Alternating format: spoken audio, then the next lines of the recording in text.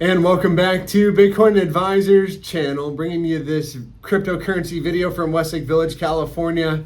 We're just a stone's throw away from Malibu. It would be a nice day to be at the beach, but at any rate, it is Wednesday. Happy hump day. We're in the middle of the week. And today we have a major catalyst on the calendar today. The FOM speech that started here, let's see here. That started here at 9:30 a.m. Eastern, so it's going on right now.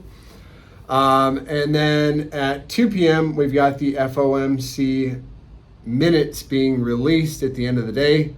So these two events could have major impacts on the market. And so Michelle Bowman, who is speaking on behalf of the Federal Reserve today, and she's been rather vocal over the last few months about kind of a more hawkish tone and continuing with the rate hikes. And today she's going to speak about the direction of the monetary policy of the Federal Reserve and giving bank details about what might be coming up here as we go into the next FOMC meeting in September as to whether or not they're going to continue to raise the rates at 75 basis points and continue to be hawkish. So basically, any hint today that they're going to be easing, right, or not following through with the rate hikes will be bullish for the markets.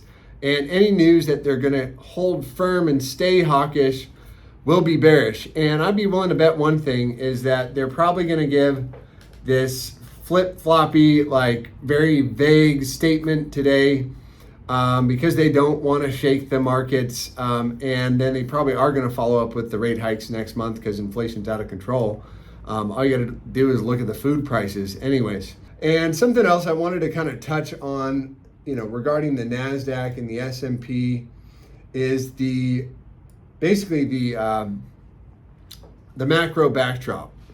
And what am I talking about here? As the market is pulling back, and I would expect S&P to at least come down to 42.32 today. If we look at the S&P on the weekly time frame, I mean, that's again a parabolic rally since the 09 bubble and since the COVID lows here. Just a parabolic straight up run. And the US has a history of bubbles, right? We've got the dot-com bubble back here in 2002, right? And we've got the 08 housing bubble right here.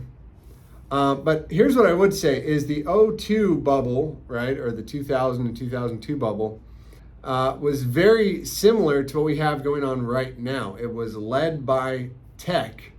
And what happened in 2000 and from 2000 to 2002? Well, the S&P got absolutely destroyed and really got cut in. Well, let's just do the math here. S&P from 2000 to 2002 got cut in half, down 50%. And what happened to the NASDAQ during that time? Let's see if the chart goes back that far. Yep. NASDAQ from the high to the low, 83% down. 83% down. And I'll tell you what, this market did not revisit the highs until when? It took the NASDAQ to 2015. So from 2002 to 2015, that's how long it took the NASDAQ to get back and, eclipse its previous high, right? But let's talk about the bubble, again, that we're in now is extremely similar, led by tech, parabolic run. Anyways, back to 08, that was the housing bubble, intertwined with the banks because of the subprime mortgages. And I'll get back on the S&P here. So this is the 2008 housing bubble. And we saw the market drop, 2008, let's get back there, right here. Started in October of 07, down 58%. So where are we at in the stock market now, right? We are down on the S&P right now. We're down 24%. Right now we're having a bear market rally. And what you have to understand about this bubble is it's a multi-pronged bubble. It's the everything bubble, right? We've got a stock bubble, we've got a real estate bubble, and we've got a bond bubble and a crypto bubble. A housing bubble because homes are selling at a higher multiple of median household income than they did in the 2008 housing bubble itself. And so again, a multi-pronged bubble. And the only comparison that you can really have is in 1989, Japan, where Jeremy Grantham talks about this extensively, and he made a ton of money off that, Chris. That's what he's famous for. He says the same things are going on right now. And today, here we are in 2022, the Japanese stock market has never reached its previous all-time high. So I do have a lot of fear for the people who don't understand, how long the market can stay suppressed and who have no understanding of crypto or markets in general. And that's why I'm here to spread the word and help people get educated. So if you do find any of this valuable, well, throw us a like, subscribe so you get the other videos that come out, and share it with a friend, okay? And do yourself a big favor, set up TradingView, this little thing right here. You can start to follow all these assets. There is a free link below. You can click on it and set up TradingView. It takes like 15-20 minutes. So what are we going to cover today? We're going to cover some crypto news and some Bitcoin price action and potential targets for the long term and the short term. And just one other point I thought I should bring up. Michael Burry, right? The big short investor, Michael Burry, dumps all of his stocks except for one, after predicting a market crash. So the hedge funds are required to let everybody know what they're doing. And Michael Burry, who's famous for the big short, made a ton of money in 2008.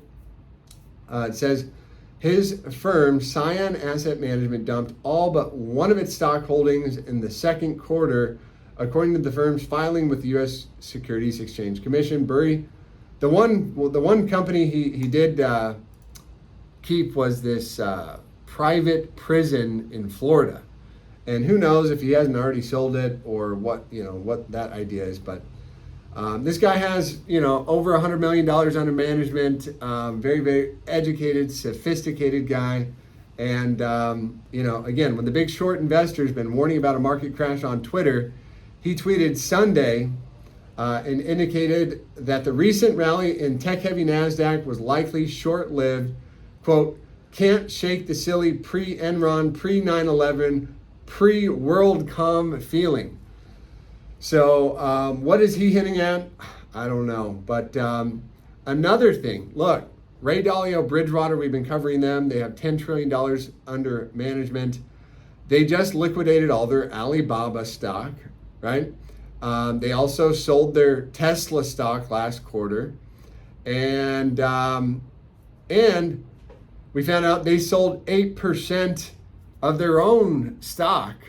It was the biggest sale since COVID. So what are people doing? They're selling the lower high, if you ask me. And what is the lower high in a downtrend on the weekly time frame for NASDAQ and the S&P? I mean, I'm willing to bet this is probably pretty close to that lower high.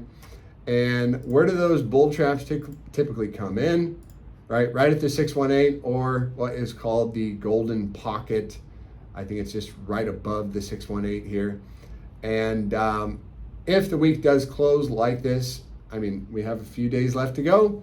We have a Fed meeting release minutes meeting at the end of today.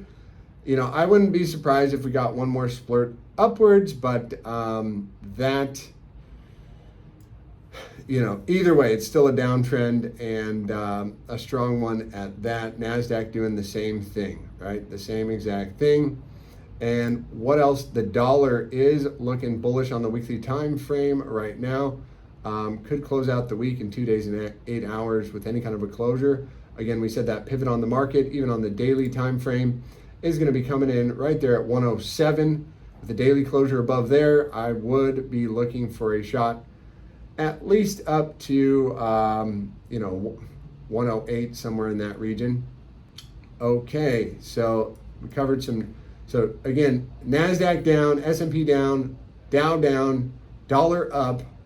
They have an inverse correlation alongside a Bitcoin, which is highly correlated with what? With the NASDAQ, right? So it is like a higher beta tech stock. Anybody that tells you Bitcoin is a hedge against the stock market, just write them off as somebody uneducated, because it's so highly correlated with NASDAQ.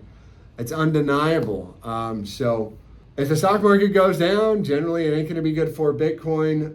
And this is the bear flag we've been looking at right here. And the measure move from the low to the high is something like this, right? Which could give us a target somewhere down around 12,000 bucks.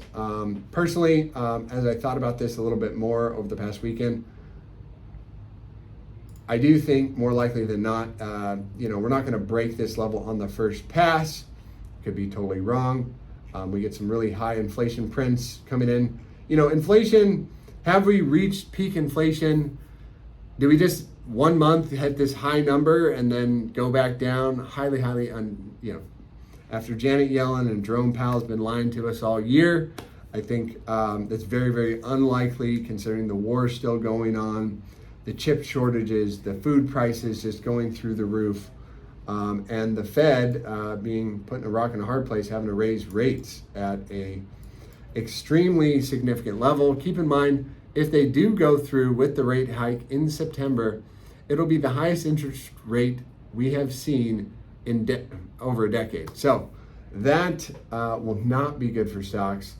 And so what else do I want to bring up on Bitcoin's price action? As we mentioned, when volatility is extremely low like this on the daily time frame, typically you get about a 20% move. When volatility starts to expand, so what we want to do is see the BBWP get a vertical, and this indicator again is direction neutral, so we don't know if the move is coming to the upside or to the downside. However, when this thing starts to expand, we would expect with 90% accuracy that the price move in the direction of the stochastics, which is the momentum indicator. So right now, momentum is crossed down, and we are playing out several drives of bearish divergence, and I could easily see us coming down and testing this trend line yet again, coming in at 21,187. So on the daily time frame, where is the point of failure for this bit of a rally here? And I would leave it, right here on a closing basis, 22,500. So that'll be our first indicator that yes, price action will come down and test this trend line again. Once this trend line breaks, a clean break, I am looking for about a 20% move to the downside, which would be something like this. Let's measure it out from here. So 20% gets you right here into these wicks, and probably get a small bounce here. And so, what happened back in 2018, the bear market, when we got in a weekly downtrend, it took, I think, 18 months for us to kind of get back into some bullish territory. We're just a few months into this bear market, so I wouldn't be surprised if Bitcoin, has a couple of bounces, right? It likes to bore everybody to death, scare everybody out, right? So Bitcoin comes down here, scares everybody to death, puts in another bounce, comes back, another bounce, right? This is the daily time frame, so this could take weeks, months to play out, and eventually, I do think that, probably, if not by the end of the year, first quarter of next year, the downside target does get hit. Again, it's not financial advice. I'm not a financial advisor. And here is the way, so I might have my bear goggles on now, but the way to switch around, and remember, the trend is your friend till the end of the trend. The great old saying in a trader's life here. So if the trend is down, you expect more down, lower highs and lower lows, and the weekly time frame is going to govern the macro outlook. And the way we get a trend reversal is going to be Bitcoin has to make a higher high above that high and a higher low, right? As soon as that happens, I'm ready to flip around and get bullish. However, just look at prior, and this isn't always a guarantee, but going back to the 2018 market, this bear market went from, 52 weeks. So that was a year-long bear market, and we didn't really start making a higher low and a higher high until somewhere over here. I guess you could say that was your first higher high and, first higher low right there. So there will be a way to identify when the macro low is in. Do I think it's in yet? No, I do not. And so what does that mean for everybody that is new to this market? You have the opportunity of a lifetime when the market does spill back down. And, some people are giving targets all the way back down to, this level here at 5,300, this level here down at 3,800. If things get really bad in the stock market, easily Bitcoin could reach those levels, but I am looking for a bounce, several bounces on the way, and those bounces should be significant and very tradable in my opinion.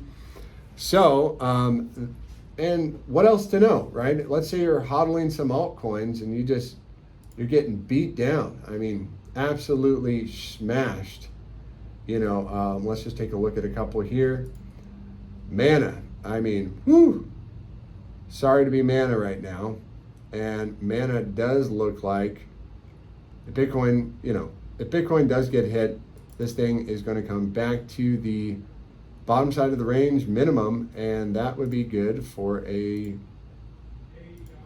20% move down. What else? So, and from the high on this guy, we're down 84% right now. So these things can do what I call the full retrace and go all the way down, and if prices get back down there, that's when you have the opportunity to make life-changing money, right? There will be another bull market. There always is, but we need to, so to say, suck the liquidity out of the market, get all the bad projects out, and let the strong survive. Very similar to what happened in the dot-com bubble. Mana, XRP, gosh, if altcoins are highly correlated with Bitcoin, and the direction of Bitcoin is down, I'll just give you two guesses. You need to learn how to hit the red button or the short button, right? And we are going to be putting out some tutorials on how to do that. So be excited for that. You can make money a lot faster to the downside than you can to the upside, in my opinion. And the great guys like Michael Burry, right, who shorted the market in 2008. And I'm sure there was more guys that did it in the dot-com bubble. Going short is now a capability that you and I investors, the common people, right, can develop. You don't have to be, somebody with $5 or $10 million and give your money to the guy at Goldman Sachs. You can go and do it yourself. And really, again, the only way to be free, right, is to be extremely rich. And you got to own something that the government can't take away from you. And the only way to do that I found is with Bitcoin and a few other cryptos. So that's why, again, it's imperative you begin your journey of understanding crypto and eventually how to trade crypto. So that's it for me today. Again, if Bitcoin gets killed, the altcoins get killed more. Vice versa, if Bitcoin goes up, altcoins are going to go up a lot more. So I'll leave you with that food for thought. What else do I want to bring up here? Okay, covering the news for today. The news. All right. So crypto news, we got research. Bitcoin now has over 1 billion unique addresses, leaving Ethereum and Litecoin in the dust. So with 158 million and 148 million respective unique addresses, Ethereum and Litecoin are lagging far behind Bitcoin when it comes to network usage. So that has always been the case, is, Bitcoin is the gold standard, Ethereum is the silver standard, and Litecoin is just a dump coin. I would run away with a 100-foot pole if you asked me from that one. So the latest data from Glassnode showed the total number of unique addresses on Bitcoin's network reached an all-time high of over 1 billion unique addresses currently participate in Bitcoin transactions. Pretty cool, and that goes with the long-term thesis of, hey, Bitcoin is going to make it long-term. You got 1 billion unique addresses. I think there's around 200, probably around 300 million unique users. Just because you have an address doesn't mean you're a user or using it every day or trading every day.